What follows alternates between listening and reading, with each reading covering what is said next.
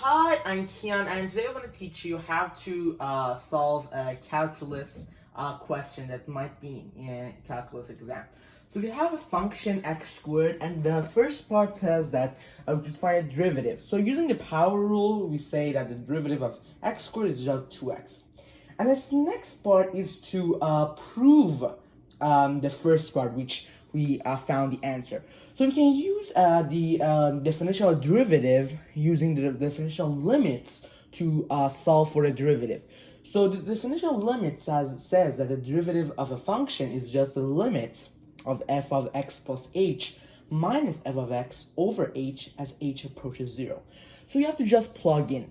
So we get x plus h squared minus x squared over h as h approaches 0. If we expand this expression, x squared cancels. The thing we get is 2 times hx plus h squared all over h.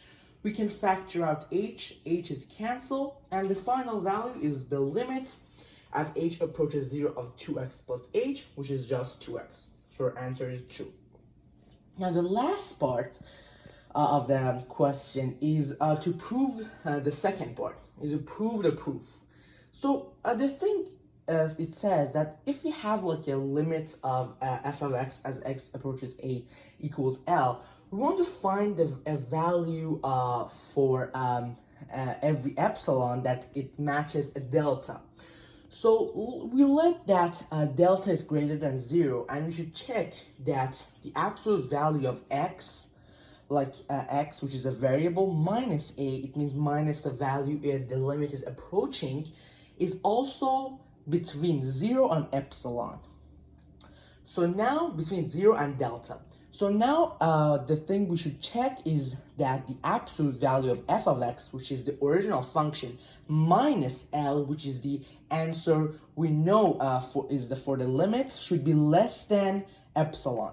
And now we let epsilon to be greater than 0, and we should find a value. Our purpose for this question is to find a value for delta in terms of epsilon.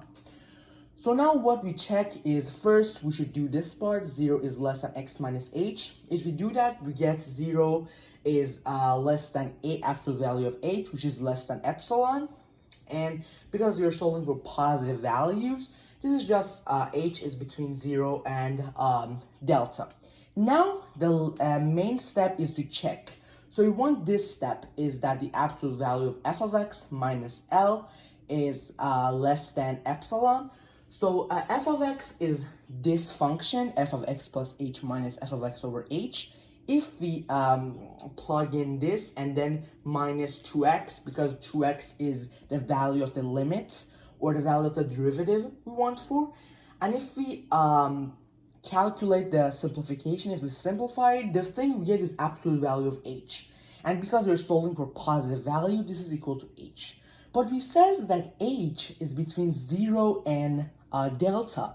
So the value we should do, because there's no constant or anything multiplying or adding to h, this is just h, it is equal. So the value we choose for delta is just epsilon.